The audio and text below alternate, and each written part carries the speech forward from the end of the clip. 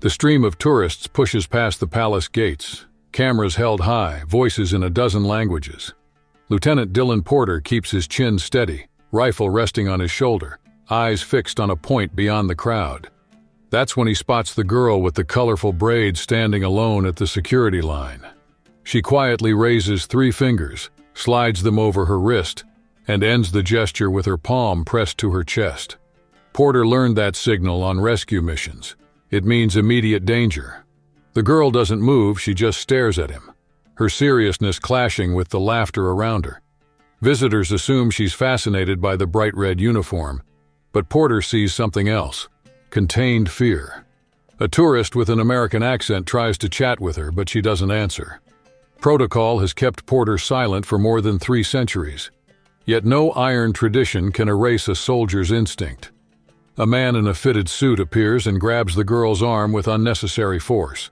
He calls her his niece, insists she's shy, and starts to drag her away.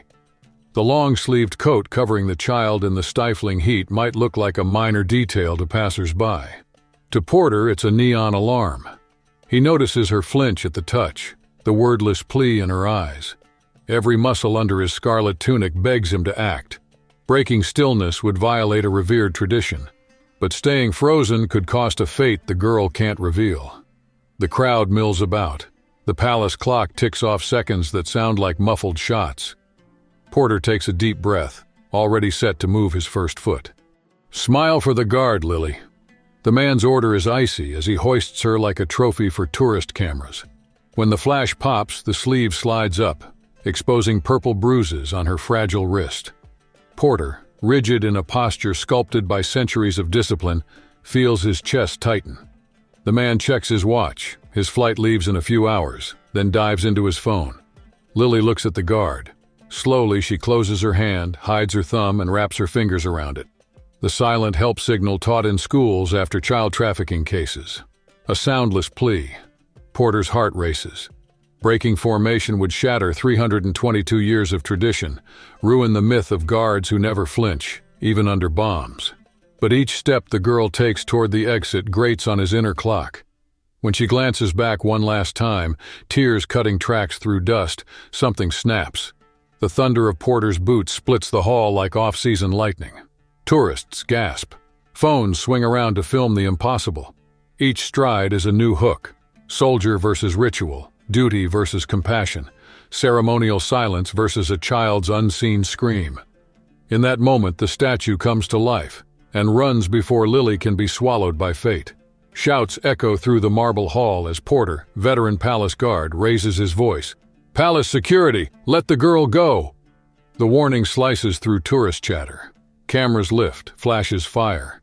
In the middle of the hurried circle, a suited executive holds Lily's arm with rehearsed elegance, but the stiffness of his grip betrays more than a family outing. Porter's order breaks more than a century-old protocol. It launches an investigation set to expose a child trafficking machine hidden in Europe's royal back rooms. The man's smile snaps back, cold as crystal. "Is there a problem, guard? My niece is tired. We're leaving." Porter steps forward, blocking the escape route. Bending to Lily's height, he sees her trembling lips and her free hand open. Another subtle cry for help. Ceremony drops. The war-tested soldier takes over. "Let her go, sir. She asked for help." The executive's jaw tightens. This is ridiculous. "Lily, tell him you're fine." Her silence weighs more than any reply. Around them, the crowd holds its breath, sensing they're watching the prologue to something huge. Want to know how this moment will topple a criminal network lurking in the shadows? Stick around and see how a child's courage can shake empires. Lily stays mute, eyes on the floor, as if a single word could trigger something bigger than her. The palace's marble corridors echo with footsteps when a security officer arrives, moving with military precision. The newcomer, Inspector Victoria Davis, has barely clocked in when her radio reports that a royal guard has broken protocol. "Can someone explain what happened?" she asks, firm but calm. Silence barely takes root. Lieutenant Porter squares his shoulders and reports, "I saw signs of abuse and the young lady gave the international help signal while she was being dragged." The man holding Lily exhales impatiently as if swatting a fly. "Absurd. I'm Hudson Harris, envoy to the European Council, and this is my niece, Lily Harris. We leave for Geneva in 3 hours, and this soldier decided to stage a drama. The sharp way he says Lily Harris sounds forced to Porter. Inspector Davis notices too, narrowing her eyes as she connects the dots. Documents, she says, extending her hand, expression unshakable. Harris presented an impeccable passport and diplomatic credential. So perfect they looked freshly issued. In that excessive shine, something felt out of place, as if the very perfection were the first sign that nothing there truly fit. Davis kept the question hanging firm. And the girl's documents? Harris answered unhurriedly. They're in the briefcase, in the car. I can get them if you come with me. Porter and Davis exchanged a quick look. If they let the man walk to the parking lot alone, they could lose control of the situation. Porter bent his knees and crouched in front of the girl, keeping enough distance so he wouldn't intimidate her. What's your name, little one? Before Lily could open her mouth, Harris raised his voice. She doesn't have to speak. This constitutes diplomatic harassment. Even so, the answer slipped out in an almost whisper. Lily Harris. Porter nodded, encouraging. How old are you? 9, she said, shooting a quick glance at her uncle. The officer went on, taking advantage of the opening. Where do you live? A short silence hung in the hallway until Lily let out, Geneva. Davis joined in. Can you tell us the address? Harris stepped half a pace forward, indignant. This has gone too far, you're scaring the child. He took a deep breath and raised his tone, projecting every word for everyone to hear. I want to speak to whoever's in charge here, now. The hallway seemed to shrink. Each second without an answer upped the pressure like a countdown to an irreversible mistake. As the arguing got louder, Porter caught something in Harris's eyes. It wasn't anger or offense. It was a precise calculation. The diplomat swept the room with his gaze, mapping escape routes and sizing up every guard, like a hunter gauging the distance to his prey before the leap. Sensing the rising tension, the lieutenant raised his hand and signaled Captain Miller, head of security, who strode forward, the echo of his boots imposing silence on everyone around. What's going on here? Growled Miller. You left your post, Lieutenant. Harris saw a chance to flip the game and stepped up, straightening his tie with fake calm. Captain, your officer is harassing a representative of the European Council. I demand an immediate apology. The hall held its breath. Known for following rules to the letter, Miller stared at Porter without blinking. Do you know what that means? That's 322 years of flawless protocol. Porter kept his chin up. With all due respect, sir, I'm following the protocol for protecting minors. The girl asked for help. There are visible signs of abuse. A murmur rippled through the crowd. Harris let out a short, almost polite laugh. Heat-induced delirium, he said, fanning himself like shooing away a bug. Maybe we should get the lieutenant some water and shade. Miller's eyes moved from the diplomat to the child, feeling the weight of dozens of witnesses. 1/100th of a second of hesitation was enough for Harris's hand to slide toward the inside pocket of his jacket. And at that moment the lobby's huge clock ticked its next beat, a sign that nothing there would stay in limbo for long. Captain Miller took a deep breath in the terminal, the weight of years of protocol colliding with the lieutenant's warning. If you're wrong, Davis, he began, not finishing. The younger officer kept his voice steady. Sir, there are too many gaps in his paperwork. We need to examine everything before we let them go. At that moment, a group of travelers approached. An American tourist raised her phone. I took this photo a few minutes ago. He was squeezing the girl's arm. Look at the bruises. The image showed clear bruises and sparked a rising chorus of outrage. Other voices confirmed shoves, muffled screams, and the cold smile of the man named Harris. Miller went through the improvised evidence. Each photo drove in deeper the suspicion he was trying to suppress. His face hardened. Mr. Harris, your identity and your relationship with the minor will be verified at the station. The diplomat straightened his tie, radiating confidence. Captain, one call to the embassy will clear up this misunderstanding. By tomorrow, these men will be looking for new jobs. In the whirlwind of cameras and murmurs, Lily used the distraction.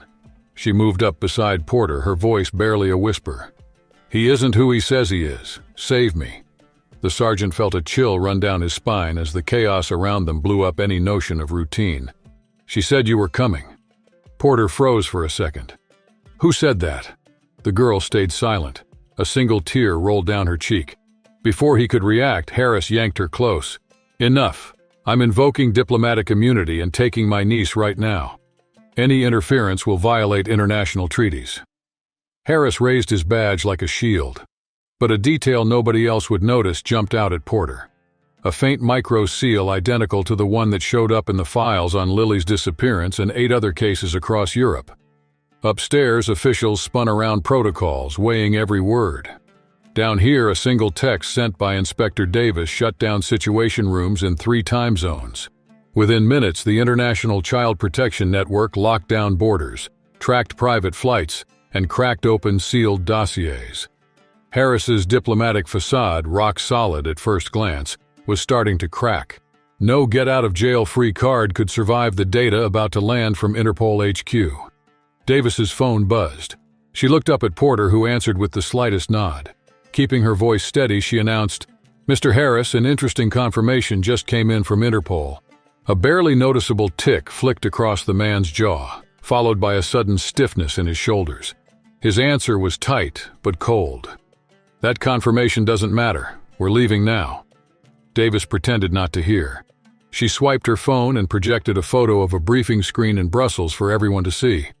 "Funny," she said, "because according to our colleagues, Hudson Harris, 42, senior diplomatic advisor to the European Council, is standing right there at this very moment." The crowd pressed in, phones held high. The supposed Harris took a slow breath, mapping out invisible escape routes. "There's been an unfortunate mix-up," he said. "I am Hudson Harris, just not the one in Brussels. I'm only a deputy. A call to the embassy will clear things right up." That's when Porter, who had triggered a silent alert to the International Child Protection Network right after Lily's discreet signal, knelt beside the girl.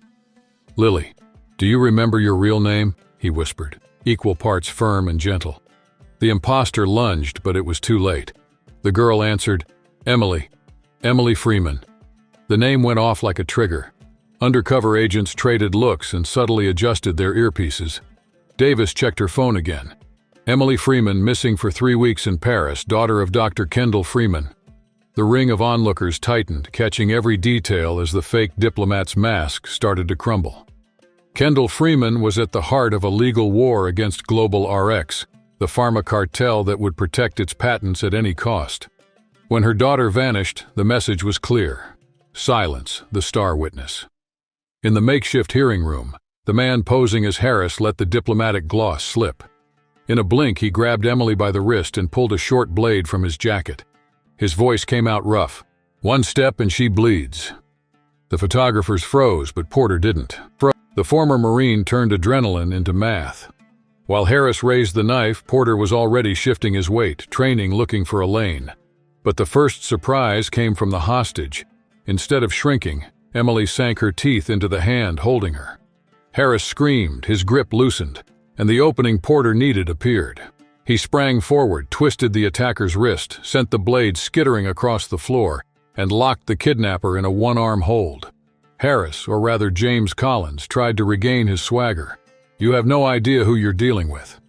The reply was ice cold. Porter rattled off his age, surgeries, the country's hunting Collins, and pointed at the tampered watch on the man's wrist. "Kidnap the lead chemist's daughter and expect silence? Seriously?" In the hallway, sirens were swelling. Every second counted, and the outcome belonged to whoever reached the door first.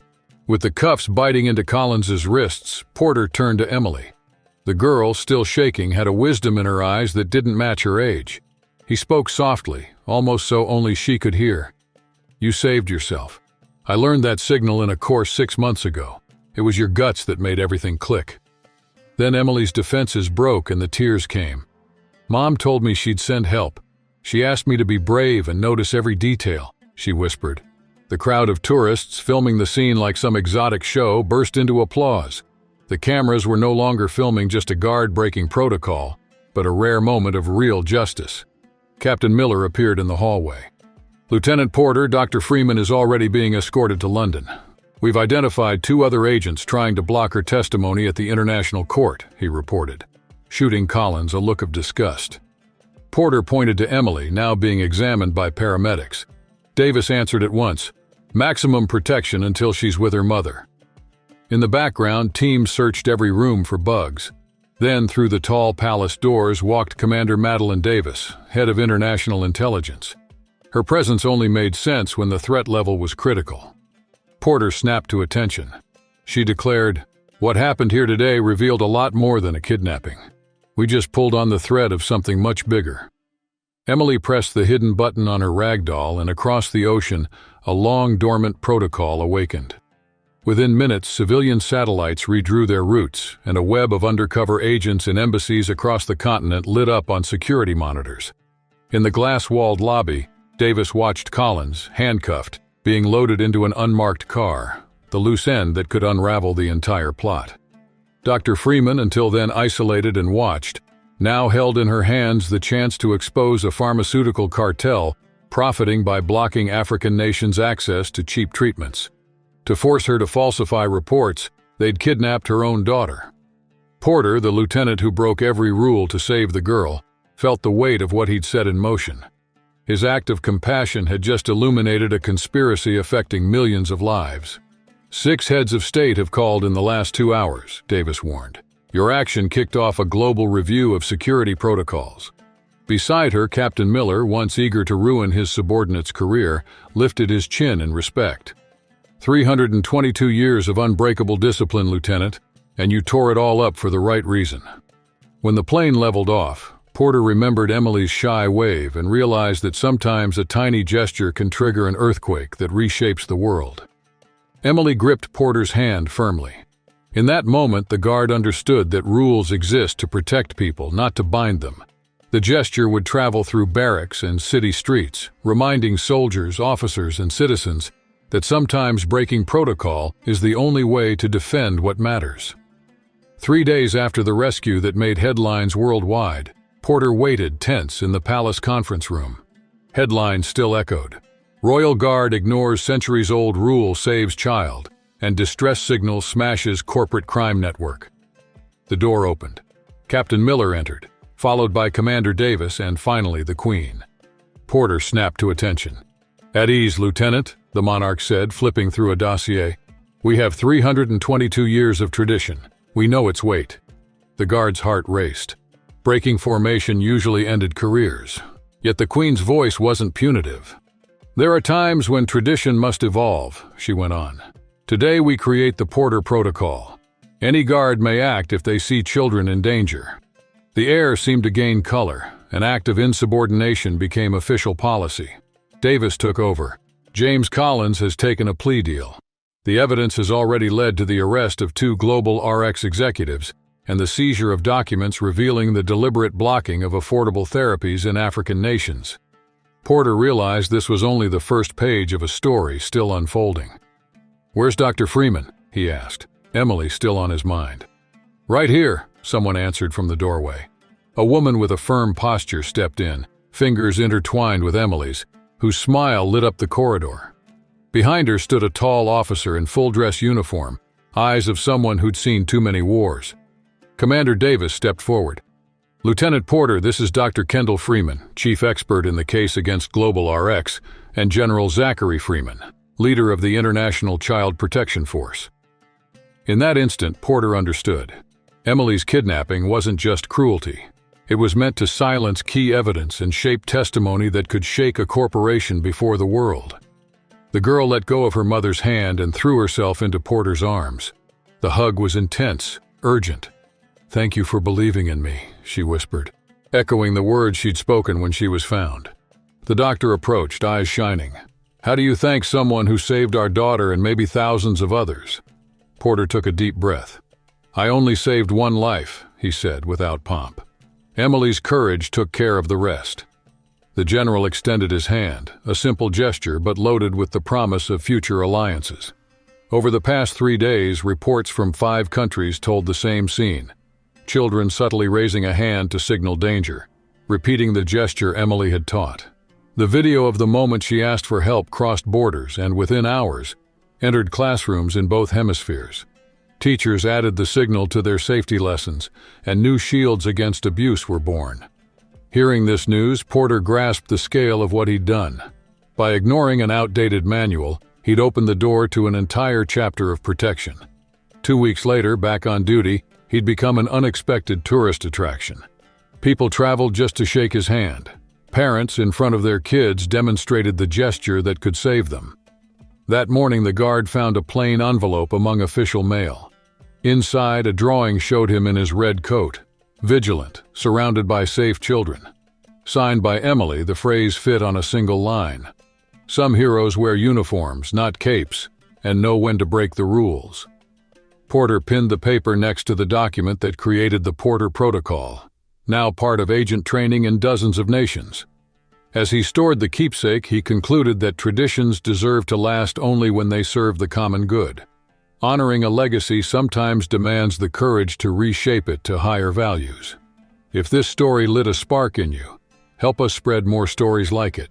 Hit like, subscribe to the channel, and turn on notifications so you'll catch every new chapter of courage we post here. See you in the next video.